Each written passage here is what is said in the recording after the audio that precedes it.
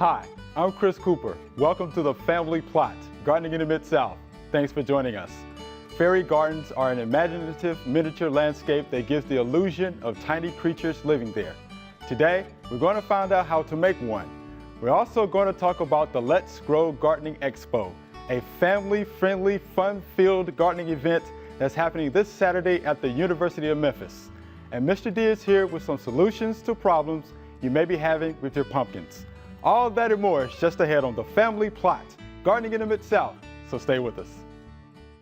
This is a production of WKNO Memphis.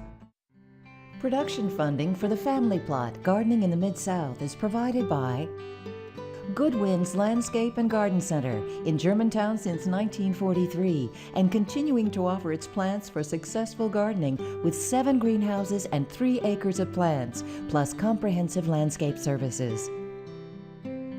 International Paper Foundation, the WKNO Production Fund, the WKNO Endowment Fund, and by viewers like you. Thank you.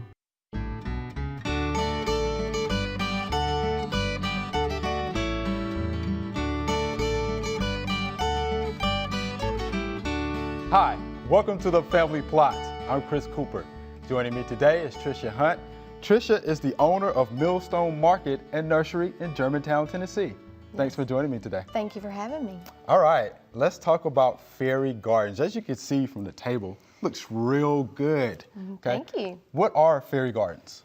Well, fairy gardens are miniature landscapes that invite fairies, any type of small creatures, fairies, gnomes, maybe even a little goblin, to come and live in the landscape. Goblins. Halloween is coming up. Yeah. So we'll throw that one out there. Okay. Now, how do we go about making a fairy garden? Well, to start a fairy garden, the first thing you need to do is choose your container. Okay. And as you can see that I have several different fairy gardens planted up in a variety of containers. But to show you how to do it, I picked a corrugated tin container. And what you want to do is you want to pick something light enough, especially if you're going to bring the children and have the children involved. You want to bring something light enough that they can move around and put in their garden. So when planting a fairy garden, it's much like planting a regular container. The first thing you want to do before you get creative is you want to go ahead and take into consideration that you're going to need good drainage. All right. We'll add the rocks in the bottom so we'll have proper drainage. Okay. Then I actually happen to have a little fairy dirt. How about that? Any high quality potting soil will do, but we just happen to have special dirt. Fairy dirt. How about that? So we will fill our container up with the fairy dirt.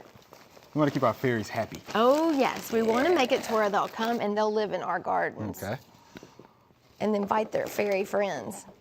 Okay, so once you have your container prepared with the gravel for drainage and your pre-fertilized, preferably pre-fertilized potting soil that's light and airy so your plants will have plenty of wiggle room for their roots. All right. You want to decide all the pieces and the components that you're going to use to invite fairies to live in your garden. Okay.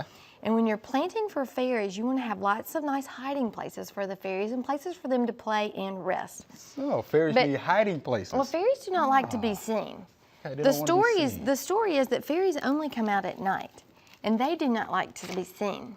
Okay. So we're going to plant this wire vine trellis, and we want to start with our large pieces first.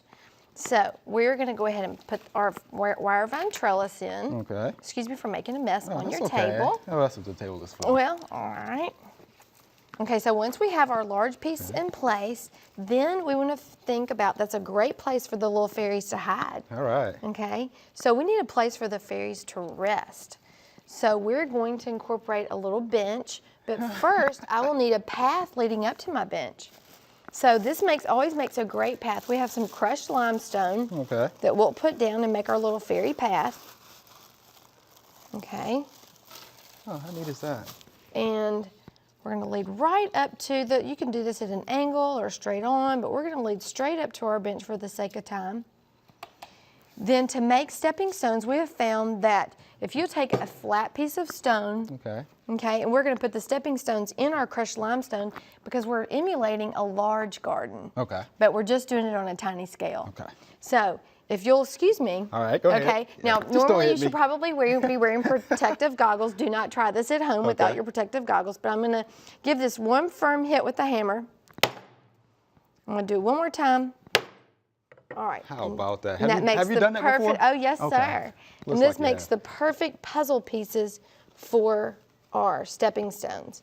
And then we can come back in with the crushed limestone in between, and it makes the perfect little path. All right, now I'll need a little place for my bench to sit, so I'm going to add another little stone over here, right there. And then I will go ahead and incorporate my little bench right over here. Squish that down so it'll be nice and level. Okay. Then you can even personalize your fairy garden. If you happen to have a little baseball player, you can add a little baseball on the bench. Or maybe golf is your thing, you can add a little golf ball. Maybe you're thirsty, you can add a little Coke can. If that means something to you. Okay, now, you never really want to see dirt in your fairy garden. So any loose spaces, just for aesthetic purposes, we're going to go ahead and cover this with some sheet moss. Okay. And just tear this apart. This works much better if the sheet moss is wet. You can wet it and just wring it out like a sponge, and it's much easier to work with. Well, it looks like you've done this a time or two. We love fairy gardening at the Millstone Market and Nursery. We have lots of fairy customers. We have fairy birthday parties. We're going to add a little watering can. We have fairy garden workshops. Now, Fairy garden workshop. Yes, we Oh do. my gosh. And we'll post that on our garden calendar. Okay. We're going to go ahead and have our little birdhouse back here. Yeah, I want the birds to And hang then out one of my somewhere. oh, absolutely. And then we like to encourage lots of things to visit our fairy gardens, because the more mischief the fairies can get into, the better. So we'll add our little bird bath, and we'll even put water in our little bird bath. That makes it so cute. How about that?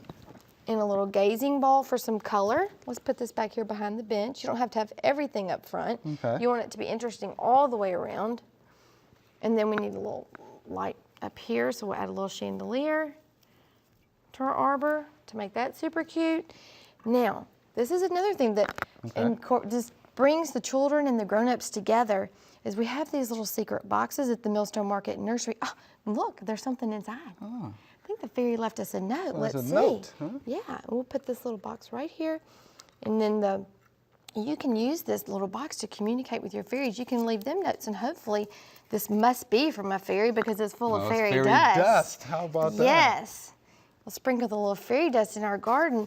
And the fairy wrote a note that says, "I love how you were so sweet to your sister." How about that? How about that? I'm always sweet to my sisters. You are? Yeah, that's Well, pretty listen, good. my brother That is works out. always sweet to me. He works with us at the Millstone Market and Nursery. He and I co-own the Millstone Market and Nursery together. Well, good. Look, we have a couple of minutes left. Okay. So what else would you like for us to see? Well, I'd within that like time? to show you, talking about different containers. This Okay. is an old metal suitcase, and this is an edible fairy garden. All these are herbs and chives, and we have our lavender, and we have some violas. Even violas are actually edible. And we can take this straight into holiday simply by adding a red sleigh, How about that? a Christmas wreath on the church doors. On our church. Yeah. And adding other little pops of red. We have a little red wheelbarrow. We have some red mushrooms. Add another little pop of color. And then we could sprinkle a little snow and take this straight into holiday. We could even, there's a little door back here, we could even illuminate the church at night when it got dark, and you could see the light coming through the church windows. Oh, I bet that will be pretty neat. Huh? That will be. Now, you also can do a succulent fairy garden. You need to take into consideration, since the fairy gardens are small, that when you plant them, you want to use light materials. Okay. Materials that need the same required sunlight and the same amount of moisture, and they're easier to maintain. All right, Miss Tricia, we definitely appreciate that Oh, demonstration. thank you for having me. Oh, well, thank you for being here, and I know our fairies will be real happy. Yeah. There are a number of gardening events going on in the next couple of weeks. Here are just a few that might interest you.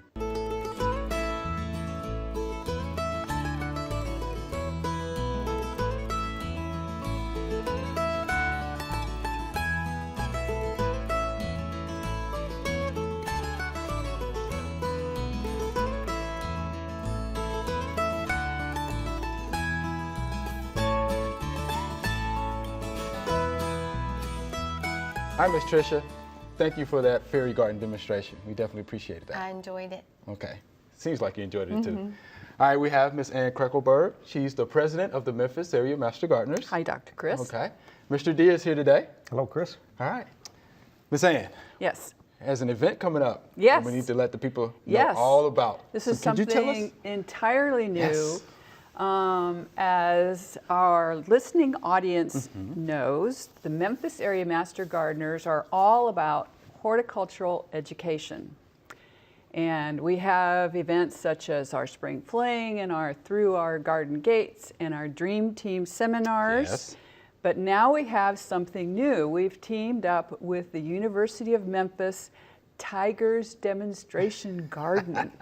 And we are going to do a Let's Grow Oh, all right. Garden Expo on November 2nd, Okay. which is this weekend. Okay. Now, what are some of the things that are going to be happening at this Garden Expo? Well, it's going to be a lot of hands-on Good. demonstrations on hoop gardening and container gardening. And I especially want everyone to know that this is about suburban as well as urban gardening. So it can go in your backyard or it can go in your balcony. And lots of winter vegetables. Good. Lots of hands-on crafts. We will have the owner of La Fleur Florist there to teach us how to make wreaths from things from our backyard.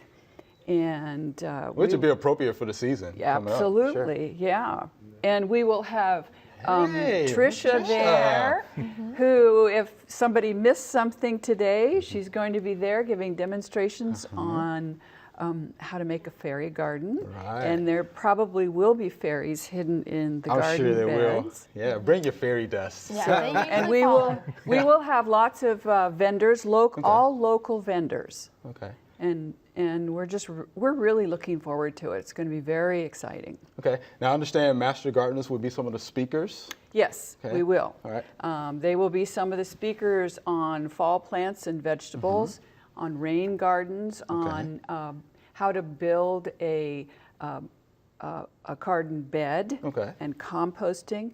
But just as well, some of the students who work in the Tigers demonstration garden. And by the way, Tigers is spelled with a U, not an E, and it stands for Tigers Initiative for Gardening in Urban Settings.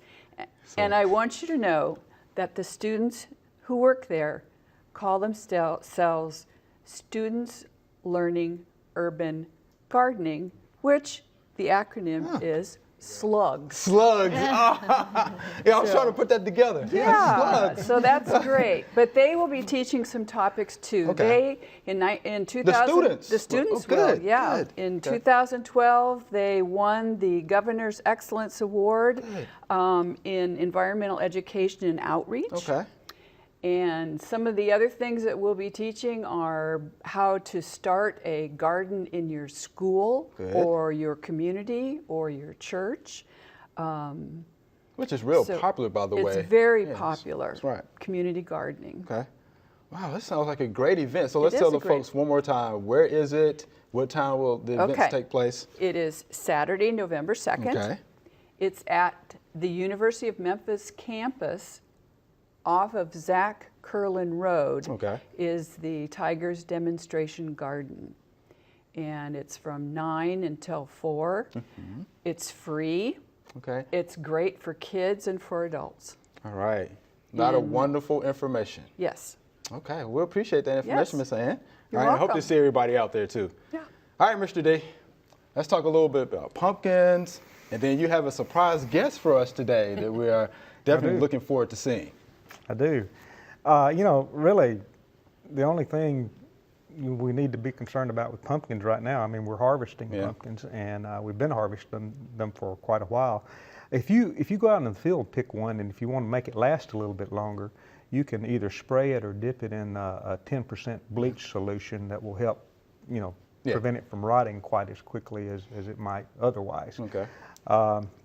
I've got all kinds of information on how to grow pumpkins, but they're a warm season crop. You can be selecting your varieties now, and keep in mind that the different varieties are different sizes. Yeah. They have different maturity rates. They range from 90 days to 125 days. And so to decide what you're going to plant and when you're going to plant it, you simply count backwards from, October 15th. Yeah. Count backwards and then plant. Yeah. The later you plant pumpkins, the more disease and insect pressure we normally have. And we have some of the same diseases and insects that you have with squash and cucumbers in a garden. Yeah. Squash vine borer, striped and spotted cucumber beetles, aphids, things like that. Some of them carry virus diseases and bacterial wilt diseases, so you need to control those insects. Downy mildew, powdery mildew, right. Anthracnose, several of the diseases that you've got to be aware of. So they're fairly easy to grow. Plant them in rows 6 to 8 feet apart, Okay. 3 to 5 feet apart within the row. Right. Plant 3 seeds per hill, and when they come up, thin them to Thin them 1 out, seed right. per hill. If you want to grow one of these giant pumpkins, if you want to enter a contest, then you thin to 1 plant per hill, All right. and then you select 1 or 2 fruit per plant and let them grow, and fertilize every 4 to 6 weeks with a little bit of nitrogen, and when you're sure that the 2 are going to survive, take one of those off, and then go with the 1, Yeah. and you can enter a contest. But you always choose one of the Sure. the large varieties if you're going to grow one to fill up the back of a pickup truck. All right. Yeah. A lot of people are doing that these days. Right. Okay. Let's get to our pecan so we can Special talk about our guest. friend here.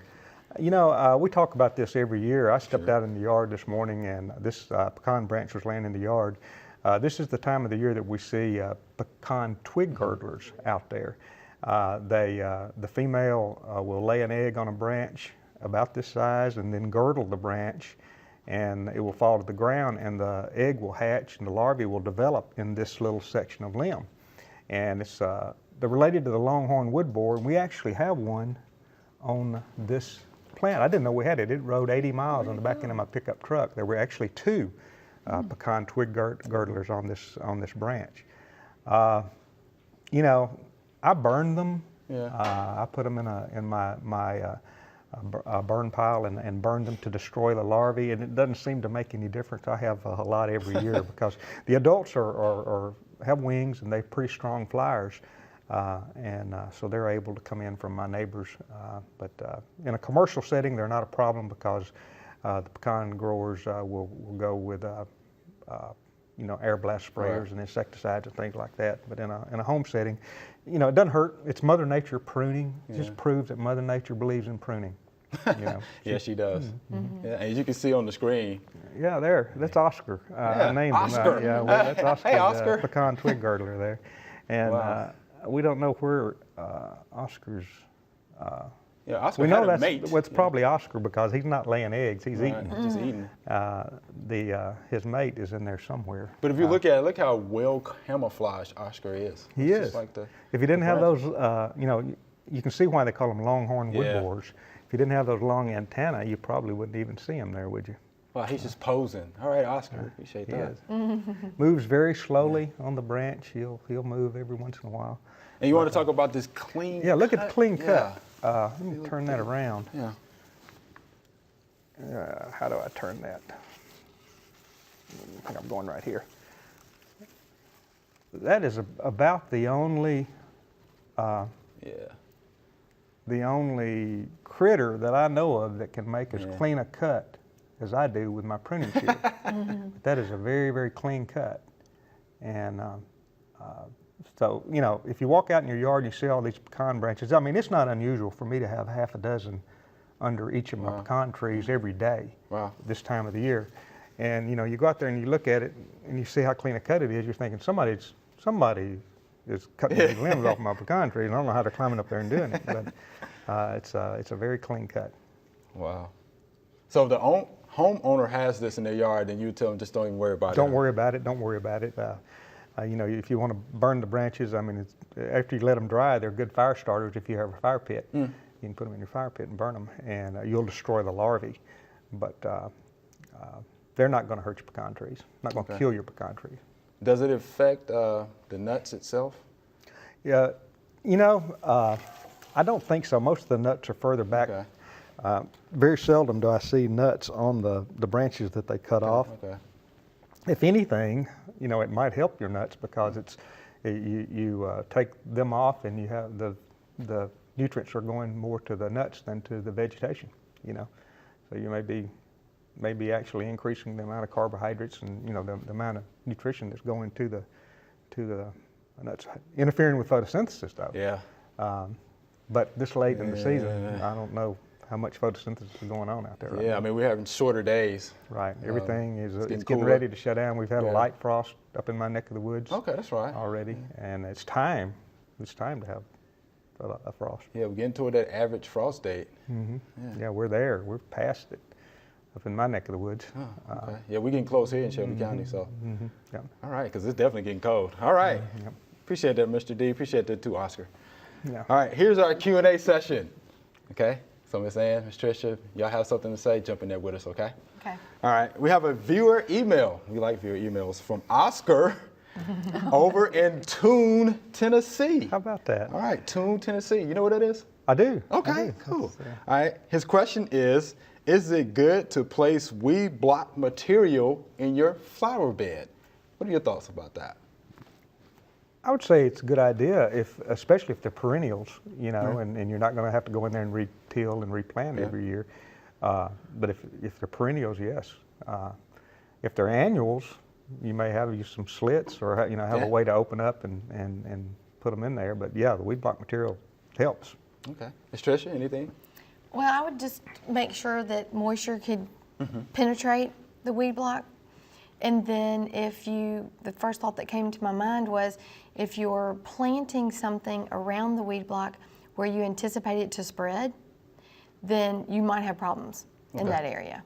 Okay. But if you are having problems, like if in a flower bed, if it comes up against a Bermuda or an aggressive grass, I could see where a weed block would be helpful. Sure.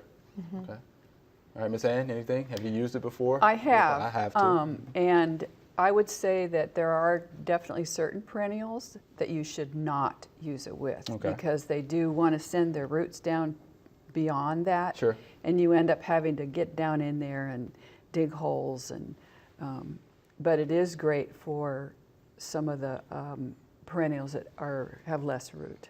Okay, so it is great, Mr. Oscar. And one last thing is this, because I've had some experience with this.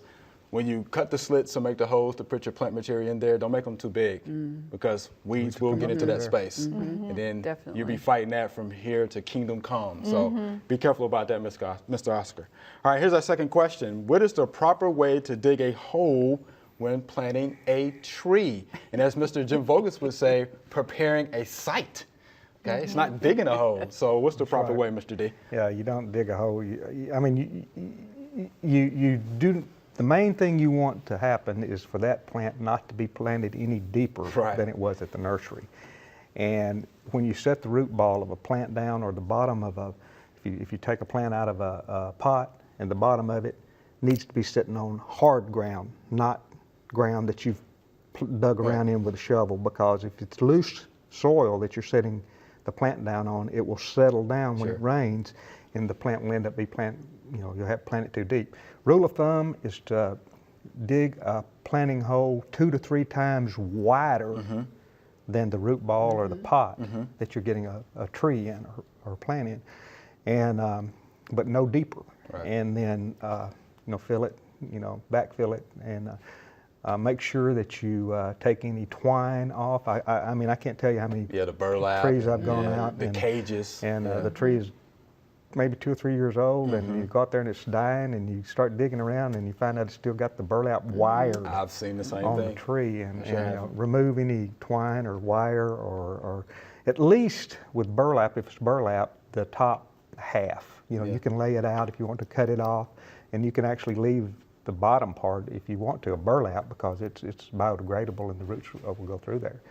But I would take it all off, and then you ought to be in pretty good shape. Not too deep. Do not dig a planting hole with a post hole digger. Yeah. Use a shovel. No. 2 to 3 times the width, but no deeper than it grew at the nursery. And you should be just fine, because at the end of the day, you want to see those root flares. People see the root flares, and when you mulch it, don't do the volcano mulch. That's right. Okay. Think All right. donut. Think No. donut. Yeah, You know. and don't do that. I appreciate that good information. That's all we have time for today. Don't forget, you can send a letter or an email with your gardening questions. The mailing address is on the screen, and the email address is familyplot@wkno.org. I'm Chris Cooper. Thanks for watching, and be sure to join us next time for the Family Plot, Gardening in the Mid-South. Be safe.